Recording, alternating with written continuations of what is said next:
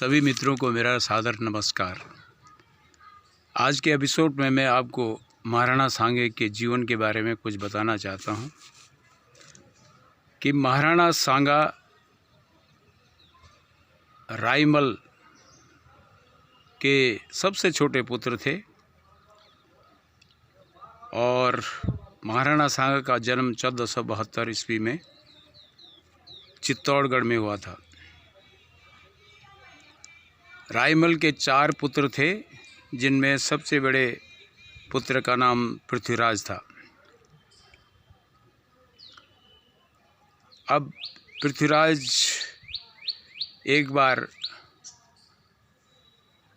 किसी ज्योतिषी के पास गए कि चित्तौड़गढ़ का शासन किसे मिलेगा, जबकि प्रायः ये होता था राजपूतों में जो सबसे बड़ा भाई है उसको राजगद्दी प्राप्त होती थी। जब वो ज्योतिषी के पास गया, ज्योतिषी ने बताया कि चित्तौड़गढ़ पर राज करने का जो योग है वो महाराणा सांगा यानी सबसे छोटे भाई का है। इस पर पृथ्वीराज बहुत ही गुस्सा हो गया और उसने अपने छोटे भाई को तलवार से घायल कर दिया और उसकी एक आंख चली गई। फिर किसी सरदारों ने उनसे समझाया कि एक ज्योतिषी कहने पर तुम इस प्रकार से ठीक नहीं है। फिर भी उन्होंने छोटे भाई को फिर तलवार से घायल किया और वो भाई वहाँ से बच करके निकल गया। अब महाराणा सांगा की कहानी यहीं से शुरू होती है। एक राजकुमार जब चित्तौड़गढ़ के किले से निकला, उसके बाद वह जंगलों जंगलों फिरता हुआ चित्तौड़ के किसी जंगली इलाके में पहुंच गया, जहां पर कोई गुज्जर रहता था जो कि भेड़ बकरियां चराता था। महाराणा सांगा उसके पास गए और उन्होंने कहा कि आप मुझे नौकरी दे दें, मैं आपकी बकरी चराऊँगा और इसके एवज में आप मुझे अपने घर में स्थान दे दें। मित्रों, बहुत ही गजब की कहानी है महाराणा सांगा की। अगर आप पूरी कहानी न सुन सकें तो आप मेरे YouTube चैनल पर देख सकते हैं, सुन सकते हैं। अब महाराणा सांगा जो कि छोटे बच्चे थे, उन्होंने उस गडरिये को कहा कि मैं बकरी चराता हूँ और तुम मेरे लिए रोटी ले आना। तो महाराणा सांगा बकरी चराने जाते और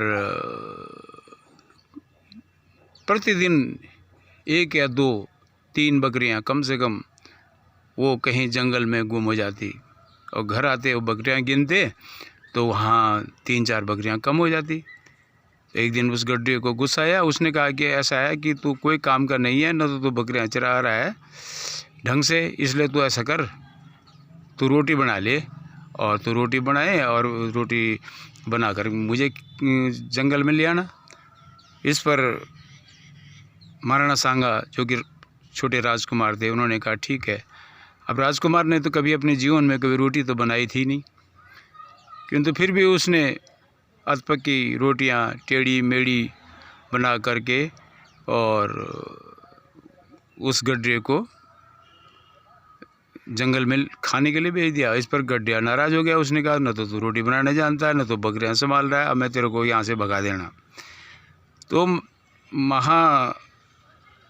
राणा सांगा उस गड्ढे को अनुनय विनय करने लगे कि मुझे मत निकालो, मैं कल से कोशिश करूँगा अच्छी रोटी बनाने का, या बकरियां कभी गुम नहीं करूँगा। इस पर उसको दया आ गई गड्ढे को।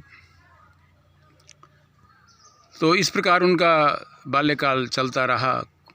उधर चित्तौड़गढ़ में जो उनके बड़े भाई थे जिनका नाम पृथ्वीराज था, और छोटे भाई उनके बाद के उनकी दोनों की मृत्यु हो गई।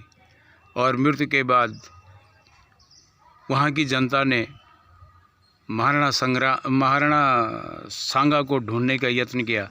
ढूंढते जब पता चला कि वो किसी गड्ढे के घर में नौकरी कर रहे हैं, तो जब वहाँ पहुँचे राजघराने के लोग, तो देखा राजकुमार महाराणा सांगा वहाँ अपना जीवन यापन कर रहा है। तो उन्होंने राणा सांगा को कहा कि आप चलो, तुम्हारे भाई लोग ख़त्म हो चुके हैं और आपको चित्तौड़गढ़ की गद्दी पर बैठना है। यह बात सुनकर राणा सांगा ने अपने आश्रयदाता जो गड्डिया था उनको कहा कि आप ये बकरियां किसी को दे दें और आप मेरे साथ चलिए। जब गड्डिया को पता चला कि ये चित्तौड़गढ़ के महाराणा सांगा हैं, ये तो राजा हैं, तो उसकी ज़मीन, उसके पैरों की ज़मीन खिसक गई। वह महाराणा सांगा को अनुनय विनय करने लगा, मैंने तुम्हारे साथ बहुत ही ज्यादतियाँ की हैं, तुम मेरे को माफ़ कर देना। मेरे से मैंने तुम्हें कई बार टोका, कई बार तुम्हें जो है ना प्रताड़ित किया। इस पर राणा सांगा ने कहा, नहीं, मुझे कोई दुख नहीं इस बात का, तुमने मुझे आश्रय दिया, तुम बकरियां बेचो और मेरे साथ चलो। और उस गड्ढे को लेकर के वो चित्तौड़गढ़ जब आए तो उस गड्ढे को उन्होंने सबसे बड़ा महामंत्री बनाया। जब महामंत्री बनाया उसके बाद महाराणा सांगा ने अपने जीवन काल में छोटे बड़े 100 युद्ध लड़े थे, जिनमें वे अधिकांश युद्ध जीते हैं। और 1509 में वे गद्दी पर बैठे थे और उसके पश्चात उन्होंने बहुत सारे युद्ध किए, जिसमें उन्होंने मांडू विजय, मोहम्मद शाह मांडू का उसको हराया। मांडू चूँकि काफ़ी दूर था चित्तौड़गढ़ से, फिर भी उन्होंने उसको हराया। इब्राहिम लोदी को भी उन्होंने हरवाया। और इब्राहिम लोदी ने तब बाबर को न्योता दिया कि आप भारत आएँ, और भारत पर ये राणा सांगा ने चारों तरफ जो है ना राजस्थान में और दक्षिण भारत में भी अपना आधिपत्य जमा चुके हैं। और ये कुछ ही समय बाद ये दिल्ली को भी अपने कब्जे में ले लेंगे, तो हमारा सारा साम्राज्य जो मुग़लों का है वो समाप्त हो जाएगा, जो मुसलमानों का साम्राज्य समाप्त हो जाएगा। तब बाबर अपनी सेना लेकर के और भारत में उसने प्रवेश किया। उस समय वो अफ़गानिस्तान का राजा था। अब जब वह पानीपत आया तो 1526 में सबसे पहले उसका युद्ध जिसने निमंत्रण दिया था इब्राहिम लोदी से ही हुआ था, और उसने इब्राहिम लोदी को हराया। और उसके बाद वो दिल्ली की गद्दी पर बैठा है। ये पूरी कहानी बहुत ही इंटरेस्टेड है, आप सुने। और तत्पश्चात बाबर ने बयाना के युद्ध में राणा सांगा से हार मिली, क्योंकि राणा सांगा ने बयाना के युद्ध में बाबर को हरा दिया था। अब बाबर बहुत ही चिंतित हो गया। उसके बाद 1527 में खानवा, जो कि आगरा से 40 किलोमीटर दूर बुलंद दरवाजे के पास ही है, उस मैदान में राणा सांगा ने पहले ही तैयारी कर ली थी। वह राणा सांगा से युद्ध करना चाहता था। उसको पता था महाराणा सांगा बहुत ही वीर और साहसी पुरुष थे। तो उसने पहले ही अपनी सारी तैयारियां पूरी करके तब जो है ना राणा सांगा और उनका भयंकर युद्ध हुआ। इस युद्ध में महाराणा सांगा को 80 घाव लगे। पहले उनका एक हाथ कट चुका था, उनकी आंखें चली गई थी, उनका पैर कट चुका था।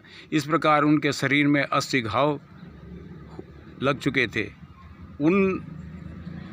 उन्हें 80 घाव के नाम से भी जाना जाता है। इतने बहादुर थे महाराणा सांगा, सिसोदिया वंश के महान नायक। अब 1527 में जब खानवा का युद्ध हुआ, उस समय हिंदुस्तान में सबसे पहले तोपों का इस्तेमाल किया गया। उससे पहले तलवारों से युद्ध हुआ करता था। और ये राणा सांगा मध्य एशिया से अपने साथ तोप लाया, और एक तरफ तलवारों का युद्ध चल रहा था, दूसरी तरफ राणा सांगा ने तोपों के गोलों से सारे राजपूतों को विचलित कर दिया। क्योंकि राजपूतों ने मुग़ल सेना को बुरी तरह से काट मार जब शुरू कर दी, तो सारे मुग़ल घबरा गए और उन्होंने तोपों का इस युद्ध में इस्तेमाल किया, जिसके कारण राणा की सेना में भगदड़ मच गई और राणा सांगा पर 80 घाव लगे। अब राणा सांगा जब 80 घाव लगे तो उनके सरदारों ने उन्हें कहा कि तुम यहाँ से निकलो रण क्षेत्र से, और उन्होंने रतन सिंह चोड़ावत को चार्ज दे दिया, जिन्होंने कि महाराणा की जो वर्दी है उसको पहनी, और राणा सांगा को युद्ध क्षेत्र से बाहर ले जाया गया। किंतु राणा सांगा ने ये प्रण कर लिया कि मैं जब तक बाबर को नहीं हराऊंगा तब तक मैं चैन से नहीं बैठूंगा, और सर पर पगड़ी भी नहीं बांधूंगा, न चित्तौड़गढ़ पहुंचूंगा। इस पर सारे सरदार जो है ना उस राणा सांगा के, उन्होंने सोचा ये फिर जो है ना बाबर के साथ दोबारा तोपों के मुकाबला करना पड़ेगा। तो राणा सांगा के ही सरदारों ने मिलकर के महाराणा सांगा को खाने में जहर दिया, और 1528 में एक महान राजा इस संसार से विदा हो गया। इस प्रकार ये महाराणा सांगा की कहानी है। और महाराणा सांगा ने उत्तर भारत में 100 युद्ध लड़े, और उन युद्धों में उसने अधिकांश युद्धों को जीता, जो कि एक महान उपलब्धि थी। किंतु हमारी किसी भी किताब में महाराणा सांगा का उल्लेख हमें मिलता ही नहीं है। आश्चर्य है, हमारी जो स्कूली पाठ्यक्रम में है उसमें कोई भी नाम निशान हमारे अपने इतिहास के नायकों के बारे में नहीं बताया गया है। हमें इस बात का बहुत खेद है। धन्यवाद। आज यहीं तक। नमस्कार।